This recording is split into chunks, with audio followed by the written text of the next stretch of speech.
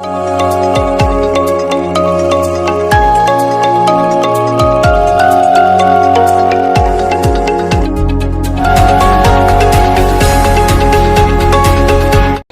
अहले खिरत की बातों पर कुछ जाहिल शोर मचाते हो, जब बुलबुल हो तस्वीरें चमन और कौवे गीत सुनाते हो, जब चिड़ियों के इन घोंसलों में कुछ सांप उतारे जाते हो, जब माली अपने गुलशन में खुद हाथ से आग लगाते हो, इस हाल में हम दीवानों से तुम कहते हो खामोश रहो।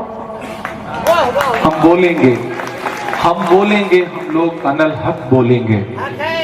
आने वाली 13 तारीख को आपको एक विधानसभा का फैसला करना है कांके का, और आने वाली 20 तारीख को आपको खिजरी विधानसभा का फैसला करना है। इरबा वालों, अगर आपको यह लगता है कि इलेक्शन सिर्फ एक विधानसभा का चुनाव है तो आप गलतफहमी के शिकार। मैं कुछ महीने पहले याद करिए वो दिन जब भारतीय जनता पार्टी का एक एक नेता, चाहे वो अनंत हेगड़े हो या लल्लू सिंह हो या अरुण गोविल हो, एक नारा लगा रहे थे कि हमें बहुमत दीजिए क्योंकि हमें संविधान बदलना है। वो संविधान, वो आईन जिसे हमारे पुरखों ने अपने खून पसीने से लिखा। मैं अब्दुल रज्जाक साहब की सरजमीन पे खड़ा हूं, उन्होंने इस सरजमीन को अपने खून पसीने से सींचा है, इन दीवारों में उनका खून पसीना शामिल है। मैं इस सरजमीन पे खड़ा हूं, वो संविधान जिसे महात्मा गांधी जी ने, डॉक्टर बाबा साहब अंबेडकर ने, मौलाना आजाद साहब ने, पंडित नेहरू ने इस मुल्क को दिया। भाजपा उस संविधान को खत्म करना चाहती है। ये तो भला हो हिंदुस्तान की आवाम का, जिस आवाम ने 400 पार के नारे से उनको ला करके 240 पे पटका।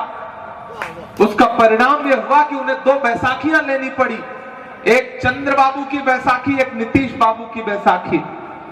एक भी बैसाखी अटकी, मोदी जी की सांस अटकी। अरे वाह, गजब।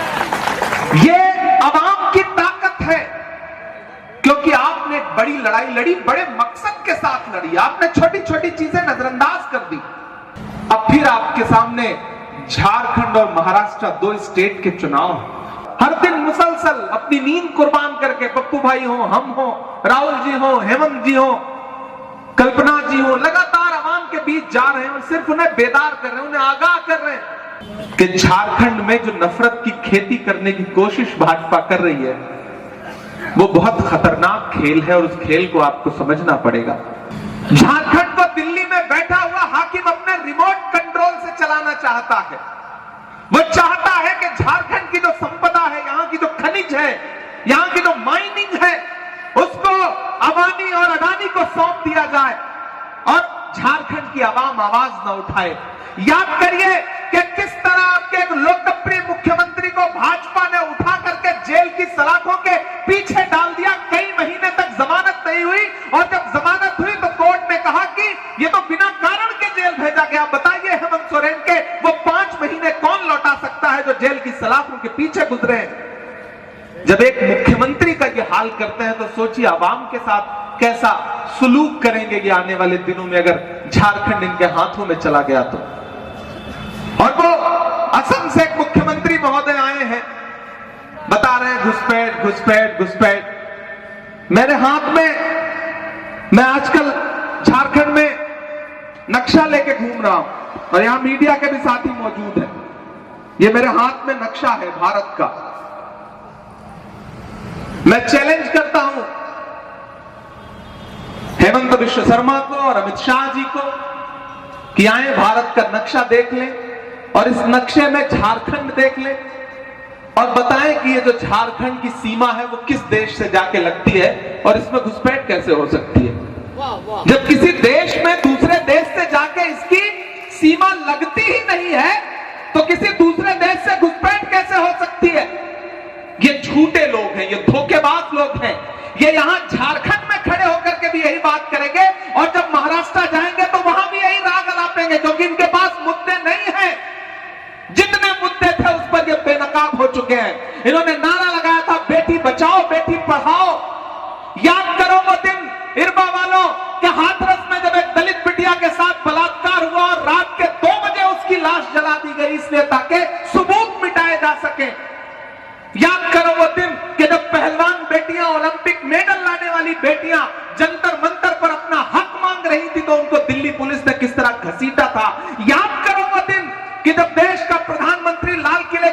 जंजीर पर 15 अगस्त को खड़ा होकर के खवातीन के लिए, महिलाओं के लिए सशक्तिकरण के भाषण दे रहा था, तो उसके महज 2 घंटे बाद गुजरात में बिल्किस बानो के बलात्कारी जो सजा काट रहे थे, न सिर्फ उनको छोड़ा गया बल्कि उनकी फूल मालाओं से उनका स्वागत किया गया।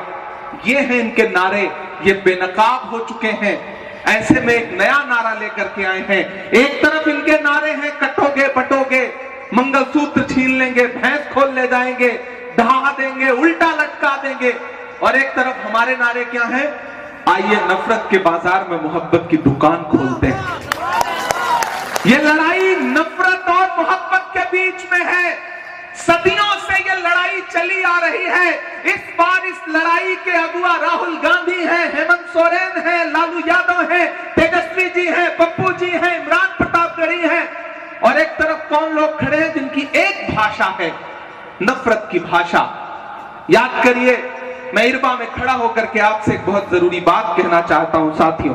याद करिए वो दिन कि आज से कुछ साल पहले जब मुल्क में नफरत अपने आसमान पर थी, 7वें आसमान पे एक शख्स उठा दिल्ली में और उसने कहा कि मैं नफरत खत्म करने के लिए कन्याकुमारी से कश्मीर तक 4000 किलोमीटर पैदल चलूंगा, अपने पैर के छालों की परवाह नहीं करूंगा।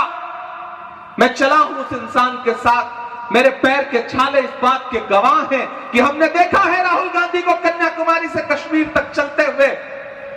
मैं उनके साथ चल रहा था, मीडिया के साथी मुझसे कहते थे कि इमरान साहब आप तो शायर हैं, सियासतदान में हैं, आप राहुल गांधी के साथ चल रहे हैं, आप क्या कहेंगे? तब मैं कह देता था कि जो हर जालिम से टकराएगी वो आंधी बनाऊंगा, जो हर जालिम से टकराएगी वो आंधी बनाऊंगा, नए अंग्रेज आए हैं नया गांधी बनाऊंगा। मैं चला हूं उस इंसान के साथ। इरबा वालों, आप तो इस बात पर ईमान रखते हो ना कि मजदूर का पसीना सूखने से पहले उसकी मजदूरी उसे दे दी जाए, रखते हो ना इस बात पर ईमान? हमारे बुजुर्गों का कौल है ये। मैं रखता हूं इस बात पर ईमान के मजदूर का पसीना सूखने से पहले उसकी मजदूरी उसे दे देनी चाहिए। अभी ना तो राहुल गांधी के पैर के छाले सूखे हैं, ना उनके माथे का बहता हुआ पसीना सूखा है। मैं आज यहां इरबा में खड़ा होकर के आपसे राहुल गांधी की मजदूरी मांगने के लिए आया, और वो मजदूरी जानते हैं क्या है? राहुल गांधी ने अपना नुमाइंदा बना करके राजेश कच्छाप जी को, सुरेश बैठा जी को आपके बीच में भेजा है। इन्हें एक एक वोट दे करके 13 तारीख को और 20 तारीख को इस प्रदेश की असेंबली में पहुंचाइए। लड़ाई सिर्फ विधायक बनाने की नहीं है, लड़ाई झारखंड को नफरत वाली ताकतों से बचाने की है।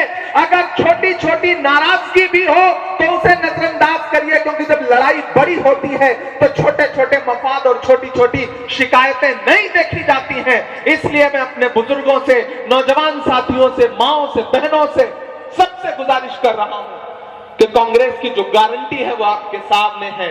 कांग्रेस की गारंटी मैया सम्मान योजना है, हेल्थ बीमा है, नौजवानों के लिए भत्ता है, 24 जिलों में 24 इंजीनियरिंग कॉलेज है, मेडिकल कॉलेज है, प्रखंड में डिग्री कॉलेज है। यह है हमारी गारंटी। और भाजपा की गारंटी क्या है? उल्टा लटका देंगे, ढहा देंगे, काटेंगे, बांटेंगे। वो कहेंगे कि बटोगे तो कटोगे, आप कहो भैया जुड़ेंगे तो जीतेंगे, पढ़ेंगे तो आगे बढ़ेंगे। एक पॉजिटिव अप्रोच के साथ हमें आगे बढ़ना है।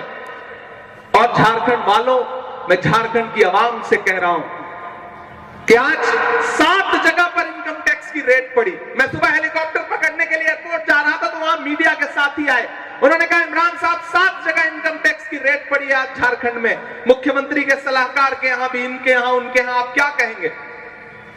मैंने कहा यह सबसे सटीक सर्वे है इस चुनाव का। भाजपा हार रही है, भाजपा को पता चल गया है, इसलिए उन्होंने एजेंसियों को उतार दिया है, इनकम टैक्स को उतार दिया है कि जाओ और छापा मारो। जब योगी आदित्यनाथ जी के भाषण विफल हो गए, जब हेमंत विश्व शर्मा की नफरत वाली बातें फेल हो गई, जब गृह मंत्री जी के घुसपैठ और ये पैठ वो पैठ सब बेकार हो गए ये नारे, तब उनको लगा कि अब ये सारे तीर काम नहीं कर रहे हैं, तो चलो एक काम करो, एजेंसियों को उतार दो। अभी इनकम टैक्स वाले आए हैं, हो सकता है चुनाव की तारीख नजदीक आते आते ईडी वाले भी आ जाएं, सीबीआई वाले भी आ जाएं, लेकिन झारखंड ने मन बना लिया है झारखंड अपने लोकप्रिय मुख्यमंत्री आदिवासी समाज के उस बेटे के अपमान का बदला लेना चाहता है। हेमंत सोरेन के अपमान का बदला लेना चाहता है। वो रातें जो हेमंत सोरेन की जेल के सलाखों के पीछे गुजरी हैं, उन रातों का हिसाब लेना चाहता है झारखंड। और वो हिसाब ये होगा कि भारतीय जनता पार्टी को एक एक वोट के लिए तरसा दीजिए।